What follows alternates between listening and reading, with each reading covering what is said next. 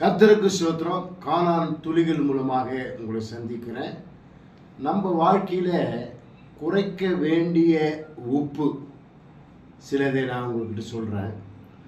கணவன் படபடுப்பு, மனைவிகள் நச்சரிப்பு, டீனேஜ் பிள்ளைகள் பரபரப்பு, மாணவர்கள் ஏய்ப்பு, மாமியார்கள் சிடுசிடுப்பு, மருமகள்கள் கடுகடுப்பு, அரசியல்வாதிகள் ஆர்ப்பரிப்பு, எதிர்க்கட்சியினர் புறக்கணிப்பு, மருத்துவர்கள் பரபரப்பு, முதியோர்கள் தொணதொணப்பு, வழக்கறிஞர் ஒத்திவைப்பு.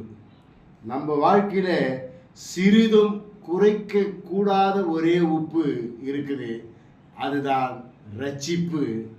அந்த ரட்சிப்பு வேணும் என்றால் தினமும் நீங்க சிரிப்பு என்கிற வாழ்க்கையில அந்த சிரிப்பு நீ பயன்படுத்தும் போது கர்த்தர் உங்களை ஆசீர்வதித்து நடத்துவார்.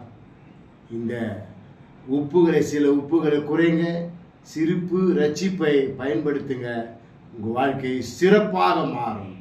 God bless you.